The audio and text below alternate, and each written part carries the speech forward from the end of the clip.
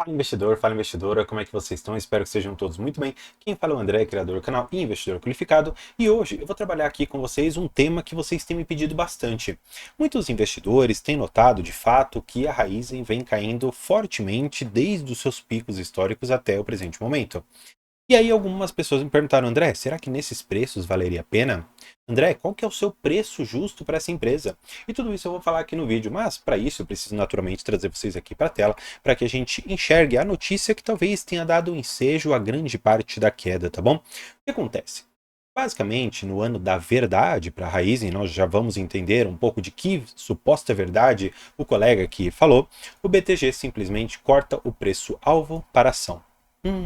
Aí é problema, porque quando uma corretora grande ele corta o preço-alvo de uma determinada ação, normalmente o ativo tem que cair para o preço que é então colocado ali pela casa de análise ou pelo banco, enfim, independentemente aqui da ponta. Fato é que quando você começa a olhar, é um pouco estranho, porque o BTG ele basicamente cortou um preço-alvo de 8 para 7. Poxa, será que foi isso mesmo que de fato fez com que a empresa caísse? Eu particularmente acredito que não. Afinal de contas, de 8 para 7 não justifica a empresa que estava seus R$ 4 pular lá para os seus R$ 2,90, R$ 3 basicamente, uma queda bastante robusta. Tanto é que você pode ver aqui, do seu pico histórico, ou pelo menos pico histórico não, vai, o pico histórico seria aqui, a 4,37 para o atual patamar, estamos falando de uma queda de 31,35%, e se pegarmos deste pico, vamos dizer assim, mais próximo, do dia 22 de dezembro de 2023 a R$ 4,18, nós temos uma queda aqui de 28,23% no ativo. E aí você deve se perguntar naturalmente, poxa André, será que então, se eu comprar hoje a R$ 3 e o ativo voltar lá para os seus 4 e pouquinho, eu poderia ganhar um capital relevante? Sim, você poderia ganhar. No entanto, o que eu quero mostrar para vocês que eu acho que essa é a parte que mais valeria a pena. Claro, primeiro se inscrever aqui no canal. Esse é o dividendo que você pode me dar aqui no YouTube. Se você, um grande empresário, sócio, eu aposto de grandes empresas na Bolsa de Valores, pode aqui me entregar um dividendozinho que é me ajudar a alcançar os 7.000 inscritos, tá bom? Mas, voltando aqui, sem mais brincadeiras, né, o que acontece? Basicamente, o BTG, ele cortou, refletindo aqui novas curvas nos preços de açúcar, petróleo e etanol. Qual que é o ponto, né? E aqui eu acho que valeria a pena pelo menos algumas reflexões. Eu não vou falar ainda do açúcar, tá? Esse daqui vai ser o último que eu vou falar. Sobre o petróleo e o etanol, qual que é o ponto? Existe agora uma nova regulamentação de que o etanol tem uma maior composição na gasolina no geral. Ou seja, significa que as produtoras de etanol, seja a partir ali aqui da cana de açúcar ou do milho, a Raizen ela consegue extrair o melhor desses dois mundos, e do milho efetivamente está sendo algo, vamos dizer assim, inovador. Não é exatamente o melhor do que a cana-de-açúcar, mas tem ali as suas potencialidades também. Qual que é o problema do milho? É o rejeito, né? É aquilo que sobra desse processo industrial, e da cana-de-açúcar é um pouco mais tranquilo, vamos dizer assim, de você lidar com isso, ao passo que com o milho já não é tanto, porque você gera, vamos dizer assim, um lixo maior proporcionalmente ali no milho, tá? E o que acontece? Quando a gente pensa aqui numa empresa que basicamente tem como principal motor o etanol e também o açúcar, porque basicamente você tem ali a cana-de-açúcar, você consegue virar a chavinha para tirar etanol, você consegue virar a chavinha para tirar açúcar. E o que acontece? O açúcar estava indo muito bem, exatamente por isso que grandes empresas, como até mesmo a Jalles Machado, a São Martinho, elas viraram um pouco essa chave. E o que acontece, porém? Acontece que quando você pega o gráfico aqui da cana-de-açúcar, você vê e se depara com esta realidade aqui. Basicamente, o ativo ele caiu bastante. Estávamos aqui nesse percentual de 15% e agora menos 0,15%. Tá? Esse gráfico está em percentual porque eu quero fazer um comparativo aqui com vocês com a própria Raizen. Olha só quão correlacionadas estão a commodity e a própria ação.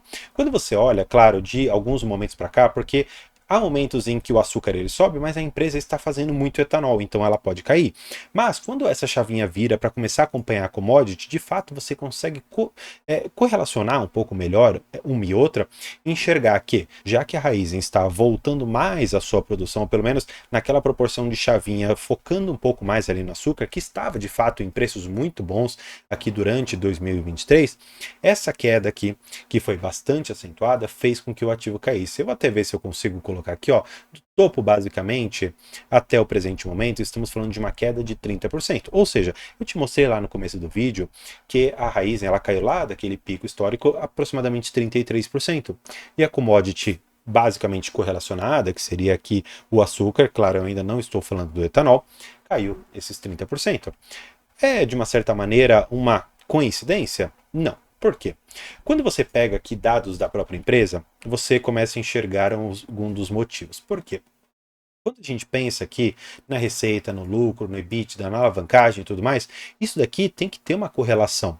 Por quê? O que essa empresa ela faz? Entre aspas ali, ela vende uma commodity, né?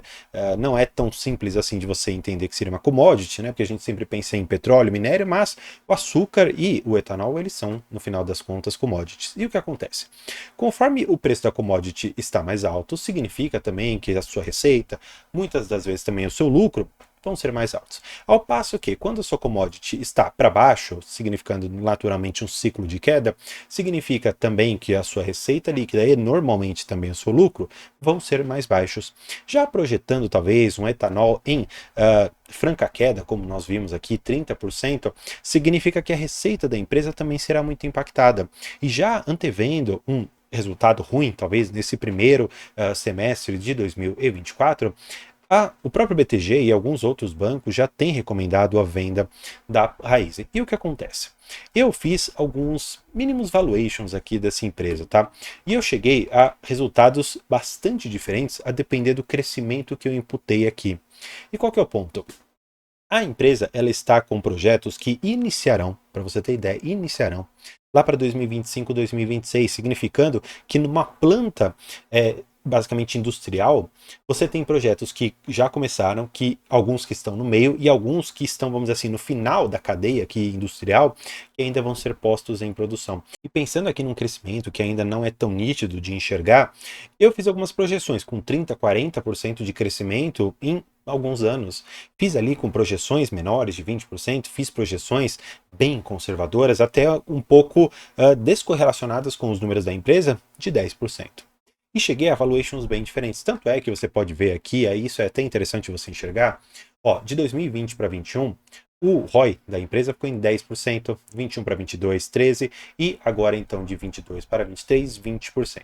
Por que eles fazem dessa maneira, né? Porque eles fazem por safra, né? É um pouco diferente dos resultados que a gente está acostumado, mas fato é que o ROI da empresa finalizou aqui esse exercício, esse prazo, né, de um ano, com um ROI de 20%. Imaginando que essas plantas trarão maiores resultados para a empresa, talvez na ordem de 30% ou até mesmo 40%, a depender ali do período de ramp-up, eu imaginei alguns tantos valuations. Alguns, de fato, chegaram aos preços que o BTG colocou ali na ordem dos seus 7, 8 reais por ação.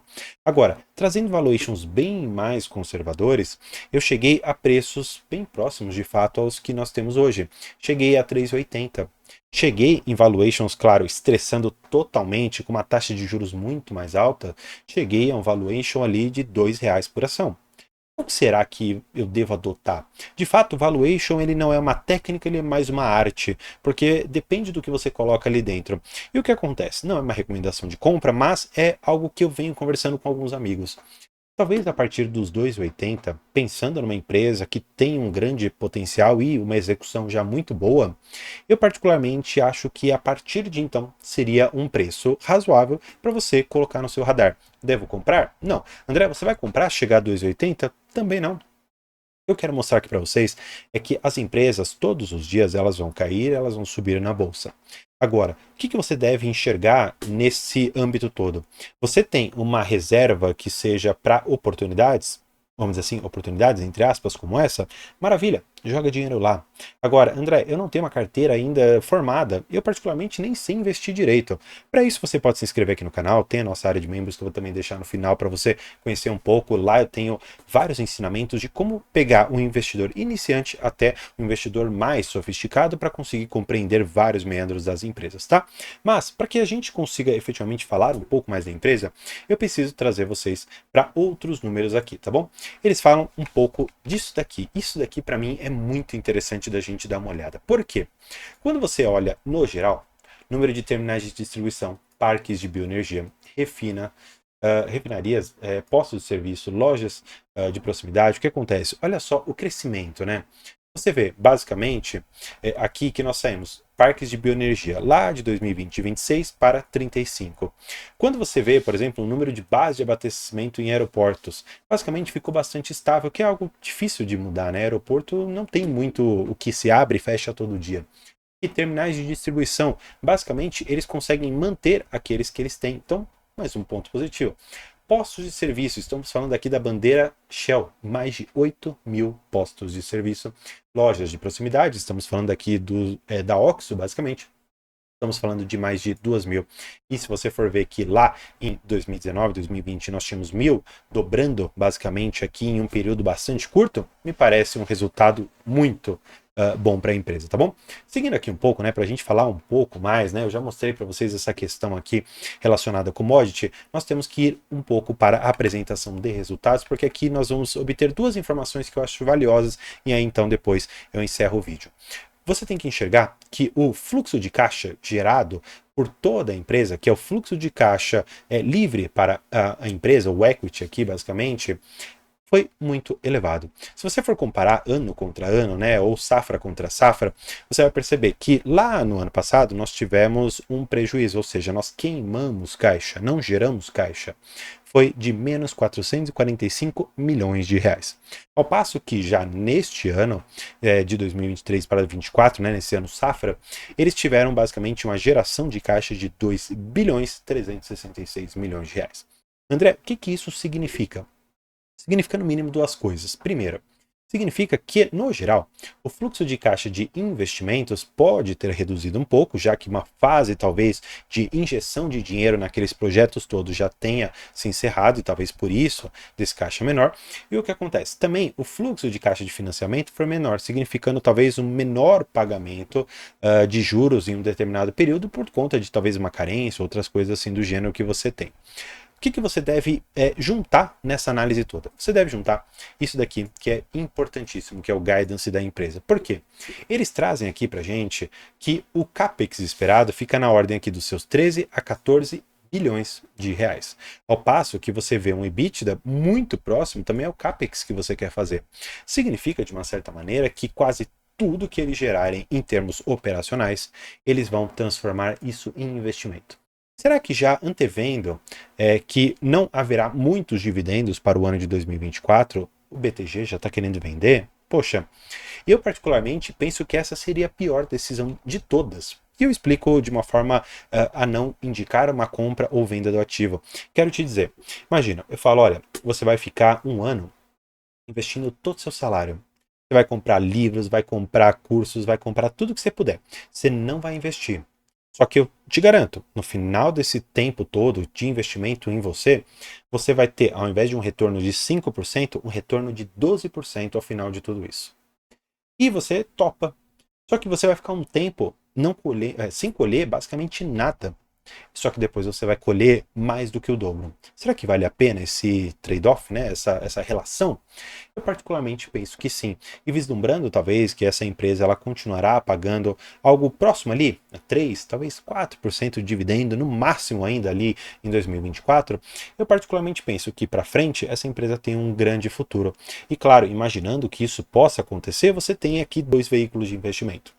Você pode investir tanto na Cosan, que tem uma participação bastante relevante dentro da Raizen, ou você pode investir diretamente na Raizen. Qual a diferença? Na Cosan, você tem inúmeras empresas lá dentro. A volatilidade normalmente acaba sendo menor. Quando você investe na empresa diretamente, a própria volatilidade acaba sendo maior, porque você fica exposto a um único risco de negócio, ao passo que na holding você tem diversidade de fontes de receita, empresas e riscos, então a volatilidade acaba sendo menor. Tá? Então, eu quero que você deixe aqui embaixo. Você investe em Raizen? Você investe em Cosan? Você não investe em nenhuma? Investe nas duas? Deixa aqui embaixo, eu vou gostar de saber. Deixa aqui seu preço médio e se você concorda com as análises e preços que eu trouxe aqui. Então, espero que tenha gostado. Por hoje é isso. Muito obrigado.